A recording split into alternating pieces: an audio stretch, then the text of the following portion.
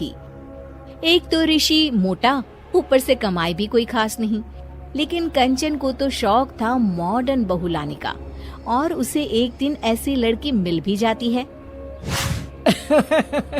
हमें तो आपका ऋषि बहुत पसंद है, लेकिन मैं आपको साफ साफ बता देती हूँ, मेरी बेटी के शौक थोड़े से अलग है बहन जी। अरे बहन, हमें सब पसंद है। आपकी प्रियंका जैसी लड़की की तलाश मुझे कब से थी। जींस पहनकर अंग्रेजी में गिटर पिटर बोला करे। अरे बहन जरा सुन तो लो, मेरी बेटी के शौक क्या क्या है। अरे नहीं नहीं बहन, बस लड़की को देख लिया तो सब कुछ देख लिया। आप ना शादी की तैयारी करो, और वो जरा सामान की लिस्ट भी दी है ना मैंने। हाँ बहन जी, सारा सामान शादी से एक दिन पहले ही आपके दरवाजे आ जाएगा। मजा आ गया, मजा आ गया। अब तो बस आप शादी की तैयारी करो।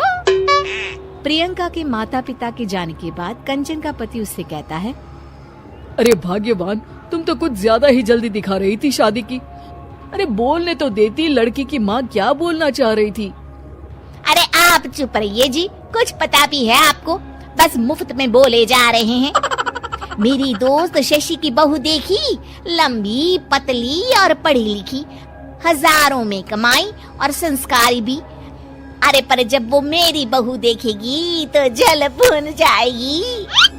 लेकिन तुम तो शादी ऋषि के लिए कर रही हो ना, या शशि के लिए? तुम्हारा लड़का कुछ कमाता भी नहीं है, और शरीर भी भगवान की दुआ से फूलता ही जा रहा है। फिर बोले आप हैं? फिर बोले आप?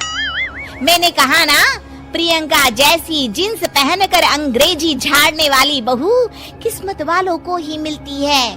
चुप रहिए आप। पति के लाख कहने पर भी कंचन ऋषि की शादी प्रियंका से करवा देती है। लेकिन प्रियंका जैसे ही घर में आती है, वैसे ही जोर जोर से चिल्लाकर नाचने लगती है। आज मेरे यार की शादी है, आज मेरे यार की शादी है। अरे नाचो मां नाचो। आज मेरे यार की शादी है। कंचन, उसका पति और ऋषि ये देखकर हैरान रह जाते हैं। लग रहा है बहू को शादी की बड़ी खुशी है। हाँ हाँ, बहू क्यों नहीं, हम भी नाचेंगे। अरे नाचो नाचो जी, मुंह क्या देख रहे हो, चलो चलो नाचो, बहू कह रही है। कंचन ये कहकर प्रियंका के साथ नाचने लगती है। ऋषि और उसके पिता वहाँ से चले जाते हैं। अगले दिन कंचन अपनी सहेलियों को प्रियंका से मिलवाने के लिए घर बुलाती है, जहाँ शशि भी आती है। अरे शशि, कैसी हो? मैं ना तुम्हें प्रियंका से मिलवाती हूँ। अरे सच में बहुत ही एडवांस सोच की लड़की है। कितने मॉडर्न ख्यालात है उसके, पता है तुम्हें? अरे हाँ कंचन, जरूर। बच्चों की शादी अच्छी ही होनी चाहिए, और वैसे भी तुझे तो शुरू से ही ऊंचे ख्याल की बहू चाहिए थी। तभी कंचन की सहेली कहती है, अरे कंचन बुलाओ ना प्रियंका को, हम भी मिल ले। अरे बहू प्रियंका, जरा बाहर तो आना। कई बार आवाज देने के बाद भी प्रियंका बाहर नहीं आती है, तो कंचन को बुरा लग जाता है। वो उसे लेकर बाहर आती है, लेकिन ये क्या, प्रियंका लड़खड़ाती हुई बाहर आती है और उसके हाथ में शराब की बोतल होती है। हालांकि शराब पीना स्वास्थ्य के लिए हानिकारक होता है और ये हमारी किडनी के लिए बहुत ही खतरनाक है, लेकिन कंचन की बहू प्रियंका पूरे नशे में होती है। अरे इतने सारे लोग। ये कहकर वो शशि के पास जाती है। आंटी जी, पत्ते खेलेंगी, पत्ते। अरे दूर हो, दूर हो, तुम्हारे मुंह से तो शराब की बदबू आ रही है।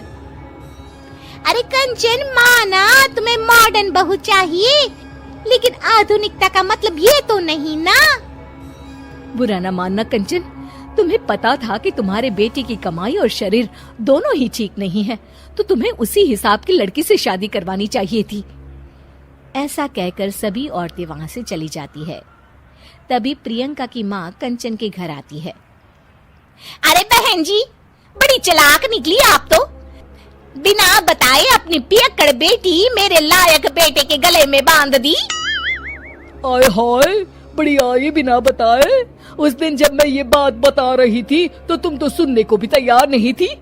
अब भुगतो तुम। ये कहकर वो वहां से वापस चली जाती है।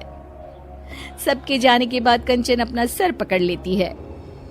हाय रे, आधुनिकता की अंधी दौड़ में मैं अपनी संस्कृति ही भूल बैठी थी। अब तो राम ही बचाए मुझे।